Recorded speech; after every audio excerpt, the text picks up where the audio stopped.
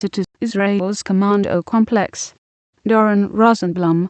It is impossible to understand or explain Israel's passive-aggressive responses to the flotilla crisis without reference to the ground from which its current leaders emerged.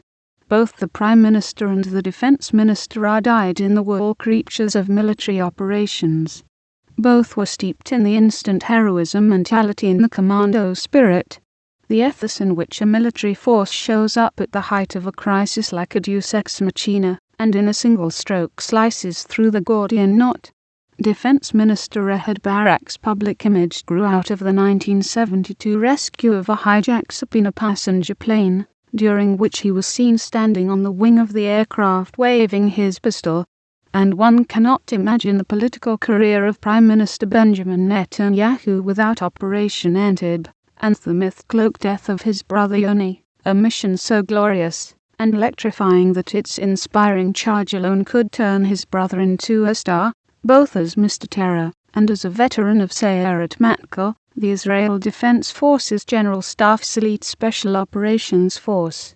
Those 1970s rescue operations were seen as the continuation of the largest and most miraculous one of all, the Six-Day War.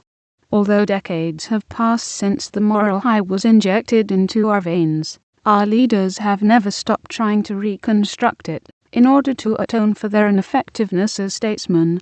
And the greater the number of successive failed missions, the greater the longing for the next redemptive mission that would heal the trauma and the bad trip of its predecessor. The next jackpot always appeared to be around the corner. If not in Lebanon, then in Gaza. If not in Gaza, then in Iran. Netanyahu and Barak came into power for the second time, despite each man's record of failure, on the wings of two contradictory, or complementary, hopes.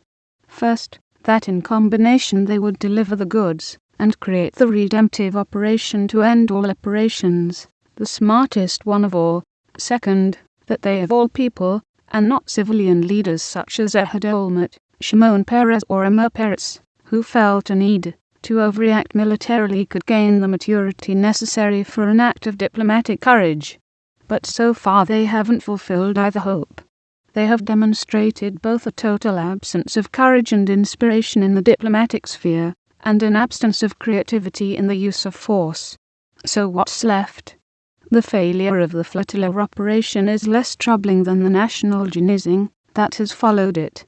The frenetic flitting between the poles of reflexive victimhood. Oi, they resisted, they had knives, swords, and other weapons. The activists who were killed were big-bodied, and of inert heroism. Praise for the restraint and sensitivity that resulted in only 9, and not 600 deaths.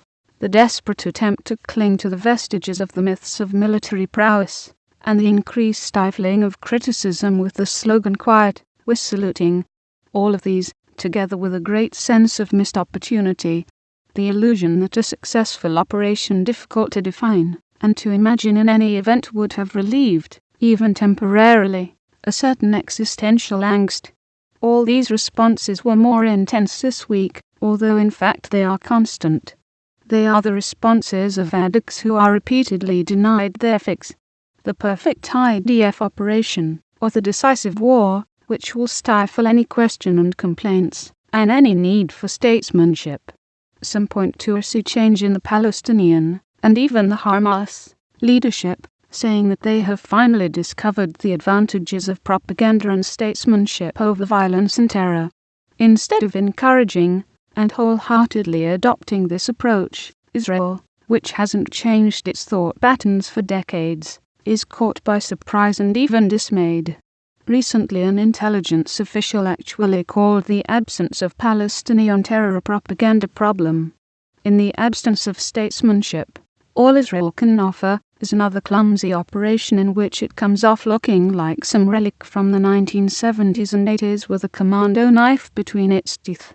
Even worse, it looks like a Victor Lieberman, Eli Yishai, Moshe Ya'alon, and all the rest.